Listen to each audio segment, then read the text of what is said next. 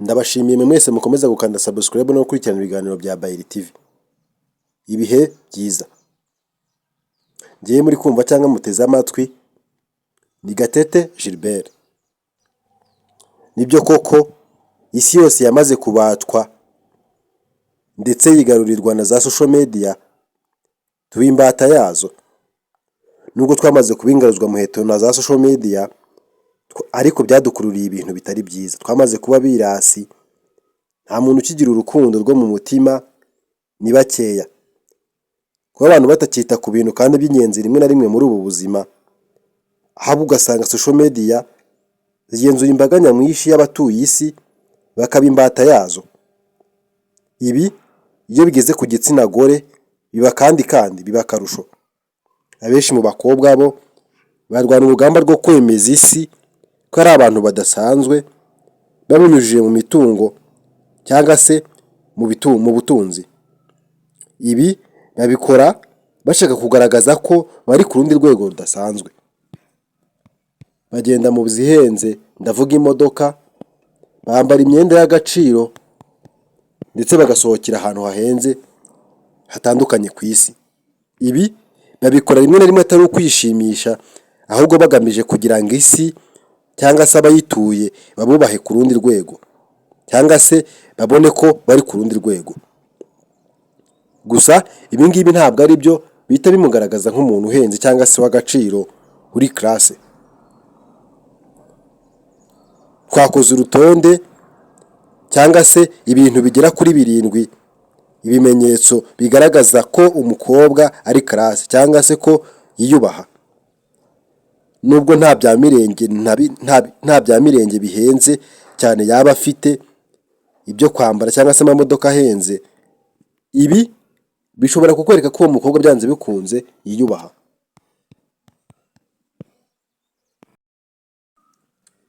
Twihuse cyane, ikimenyetso cya mbere kigaragaza ko umukobwa yiyubaha, yubaha umuntu wese ntacyo agendeyeho kandi atari uko afite icyo ashatse ko amukeneyeho.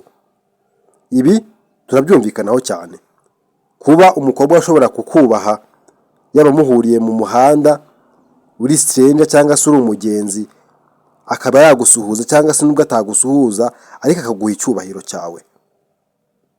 Ibi bigaragaza ko uyu mukobwa byanze bikunze afite discipline kandi yatojwe.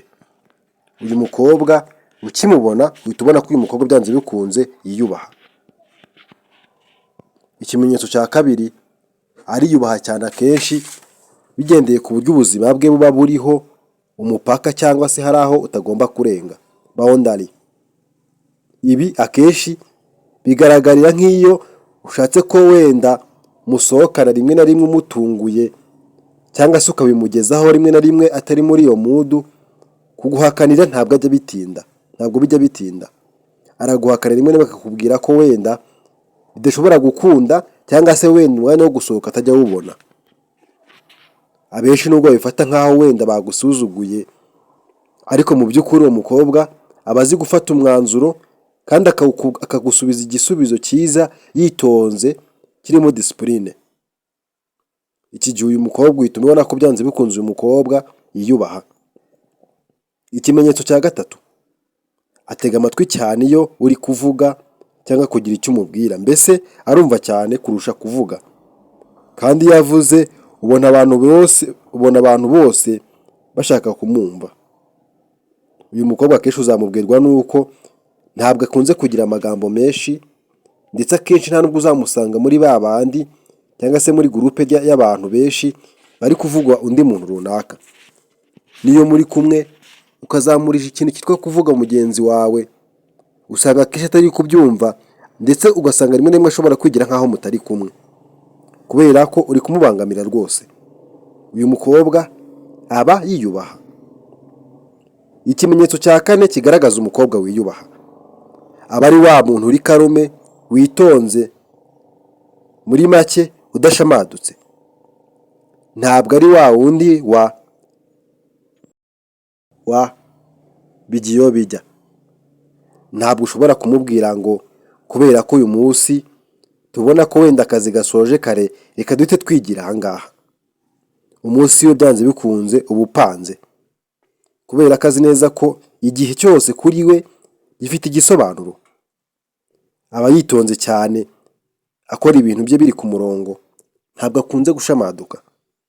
Uyu mukobwa uba ubona ko ari wa muntu wiyubaha. Ikimenyetso cya gatanu, iyo umubonye usanga ari umuntu wifitiye confidence, ariko atari ziriya za performative confidence. Performative confidence watekereza ko ari izihe? Ni igihe usanga umuntu avugana ukwiyumva, nk'urugero akagira ati nakoze ibi, mvuka kwa runaka, ntabwo uri kuri level yanjye, sinakundana n'umukene n'ibindi byinshi. Uyu mukobwa amagambo nk'aya akomeretsa cyangwa se ashobora gutuma utumva neza igisubizo cyiwe, ntabwo ashobora kuyakoresha. Muri make aba afite confidence ze ku giti cye, ku buryo niyo umubonye uhita ubona ko ari umukobwa witonze kandi wifitiye icyizere, by'umwihariko aha agaciro igihe cye n'ahazaza he. Yizerera cyane ku giti cye, mu bikorwa bye, ndetse akaba azi neza ko byanze bikunze hamwe n'igihe ubwe ashobora guhindura ubuzima.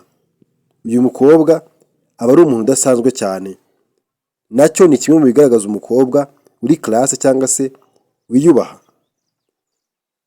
Ikimenyetso cya gatandatu, mu mikorere yiwe cyangwa imivugire yiwe ntabwo uzasanga akenshi aganira kuri ba runaka.